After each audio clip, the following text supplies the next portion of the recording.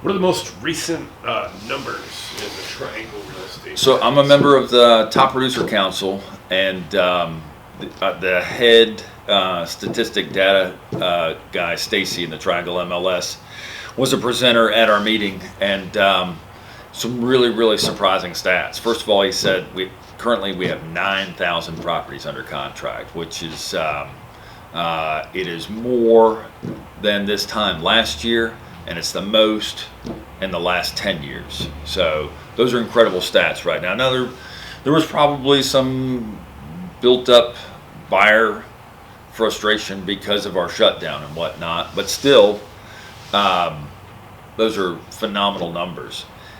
Stacy also said that this was the least number of price reductions ever in the history of Triangle MLS. So what that means is not only are people pricing stuff right, but they're getting the prices that they want, and they're not dropping their price because demand is so high.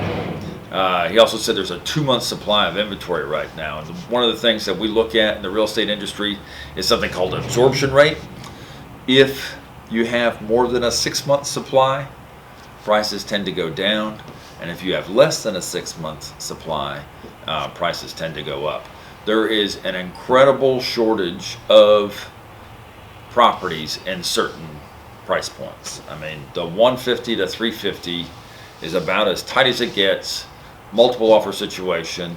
Many agents and buyers that we speak to have spoken about the fact that they're on their second or third offer without being able to get a property. So they're coming in very aggressive. They're coming in over asking price.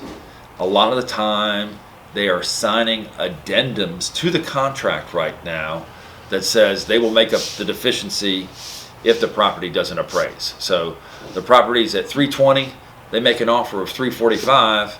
Well, the agent and the seller think the property's going to appraise at 320.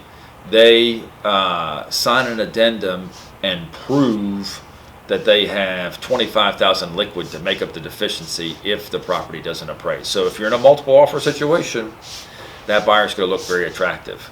We're seeing a return and resurgence of notes and letters right now. When people are making offers, they are writing a heartfelt, warm letter about why that house means so much to them. And if you're at the same price and 2 offers are the same, and the seller doesn't know which one to go for, that letter could make a difference. It might make a difference. So we're seeing some loosening of lending criteria. I mean, there's so many people out of work, but the banks were getting pretty strict on who they would let have a loan. 620 for an FHA right now, Beacon score. A lot of banks had a freeze. They weren't even doing jumbo loans. They're doing jumbo loans again. Most people have to put 20% down, but that's fairly common for a jumbo loan anyways. Jumbo being over 450. So we are seeing a little bit of a glut in like the $650, $750, $800,000 market. One of the things that those sellers need to look at is if they really want to move their home, they might have to take a little bit of a haircut, and then some people that are in that 450, 550 range can see the value of a $700,000 house if it's priced aggressively. So there is a lot of activity in the market right now.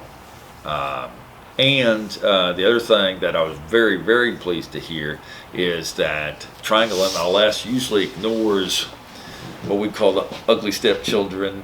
Johnston County and Chatham County is just, they're so concerned about stats with Wake, Durham, and Orange that they tend to ignore us. They said that Johnston County had a huge increase percentage-wise in sales, and Chatham County was a close second. So very good things happening as far as the real estate market.